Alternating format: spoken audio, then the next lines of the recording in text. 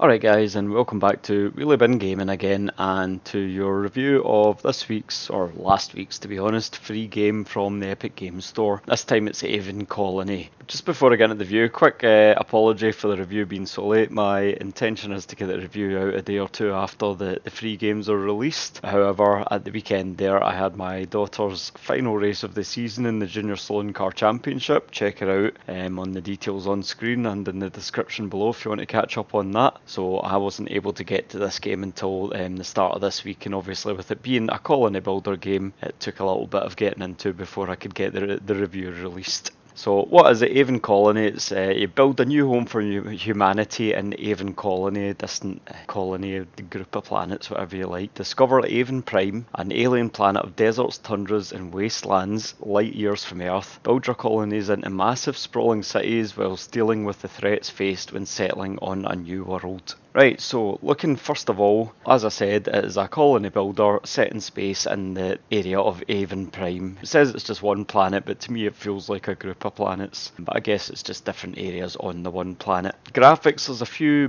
basic sort of graphic options that you can look at within the game. Not an awful lot, but it is just a sort of top-down colony builder type games, and it was released July in 2017, so it has been out for a few years now, so it's not going to be absolute top of the line graphics even for a city builder, colony builder type game, but there's a few options there as you can see on screen, and I've got to say it ran very well, no problems with it at all, no crashes, no stutters or anything like that. It was all good. I found the graphics, they're quite bright and colourful, almost a little bit cartoonish. I kind of preferred the more sort of realistic and almost depressing look, if you like, of surviving Mars. It's nice, the graphics are nice, they're reasonably detailed, it's reasonably interesting and very colourful, but just a wee touch on the cartoonish side for me. Good zoom features, you can zoom right in and right out. I do think one little problem with the building graphics is the interconnecting tunnels. I think they're quite bland, and when you start to build a large city on the map, they start to make your whole city look kinda bland, to be honest with you, I found. On to sounds. Sounds are functional.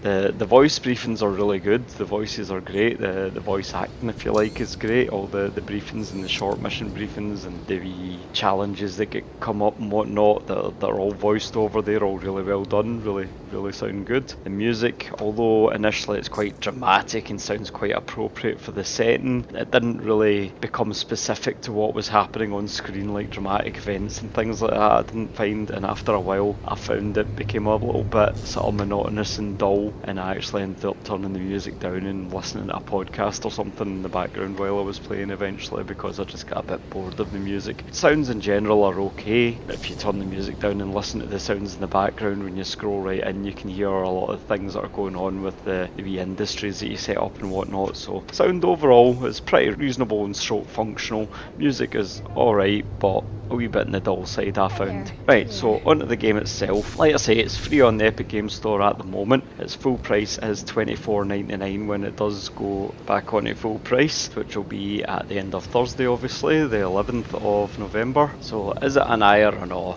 Well, looking at the game, you've got a few gameplay options there. You've got the campaign mode, sandbox mode and the challenge maps. All fairly self-explanatory, so we'll concentrate mostly on the campaign mode. It starts with, it integrates a tutorial into the campaign at the start of the campaign. Throughout it, as you keep going through the campaign, it is a sort of ongoing tutorial, and I've got to say this is probably the best feature of the game. It's an excellent tutorial. It's really sort of in-depth but really clear as well. It explains all the game mechanics very well, introduces all the various buildings and all the various things that you need to deal with through building your colony bit by bit, through the various levels, if you like, within the campaign, the various missions, if you like, through the campaign. Very well done, and it is without a doubt the best part of this game is how good the tutorial is. It's probably the best tutorial I've played in a colony builder game to date. It really is very good indeed.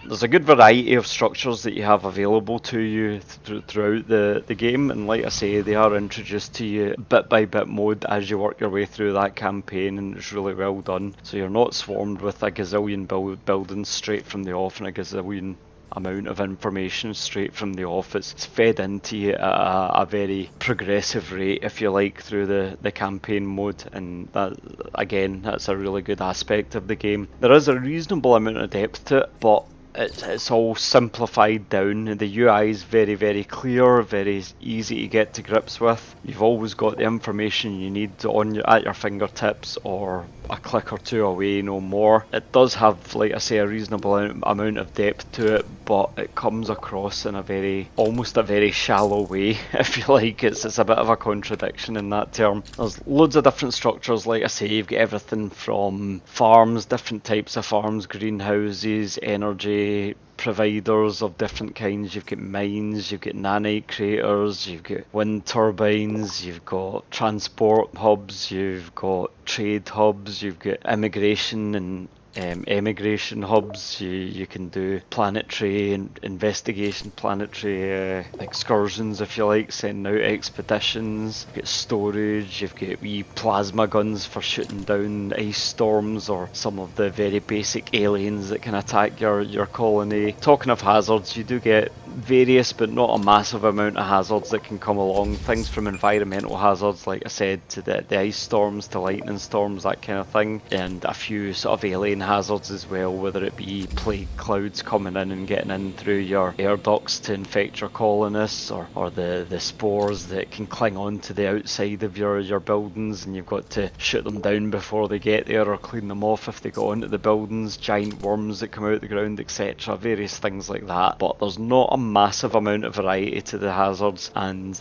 they can all be dealt with fairly easily, to be honest. In my opinion, the hazards and the lack of challenge is probably the biggest problem with this game. I found it pretty easy and pretty relaxing to play. I was never really stressed having to pause it and really think about what I was doing or anything like that playing the game. It was all fairly simple to deal with. A lot of that's down to the very clear UI, to be fair, but not all of it. A good chunk of it's down to there being a fair sort of lack of real challenging hazards and variety to the hazards as well. You do get a good load of different maps. It's all set on one world, although it feels like different planets when you go between the maps. You get lush green areas to desert areas to cold, icy, dark areas, so there is a reasonable variety to the environments that you have to deal with.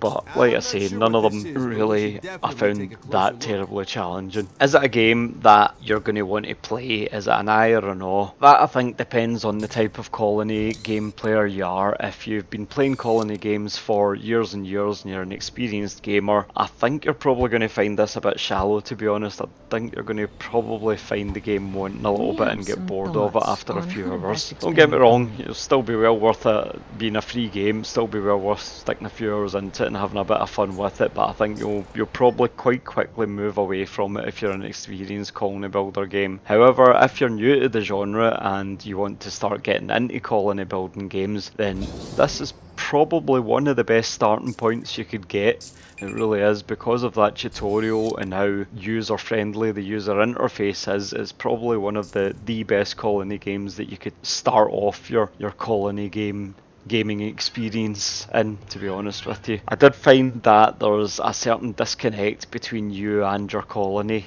You're kind of building it from afar. It never really feels like you're invested in your colony at all. You never really care about it. You're just sort of trying to build it for the sake of trying to build it, not caring about whether your wee colonists survive or whatever. And about 10-15 hours of gameplay, I never had a single colonist die, so it's kinda hard to care about them when there's no real threat to them, you know. So overall, at $24.99, I would say for, like I say, experienced colony builders, experienced colony building gamers, this is probably going to be a no. You're not going to get enough for it to make it worth that money. But for someone new to the genre, this could be a very, very good starting point, as it introduces you to colony builders in a very, very easy to digest manner, and it's reasonably fun. So overall, I would say it scrapes by as an eye, just and just no more. So I hope you enjoyed the review anyway, guys. The next game coming out free from Epic is actually out already. They're firing out the free games at us fast and furious, and it's a game called Tiny Tina's Assault on Dragon Keep. So I'll have a review out for that in the next couple of days. That one's going to be available until the 16th of November. Aven Colony is available until this Thursday coming, the November the 11th. Hope you enjoyed the review. Like I say, give it a like or a dislike if you didn't, and give the channel a wee subscribe to keep up to date with all the free games coming out on Epic in the future. Thanks for watching, catch you in the next one.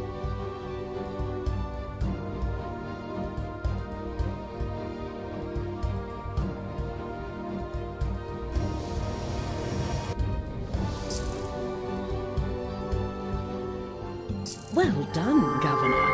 We'll put a junior governor in charge of this colony as you move on to new challenges.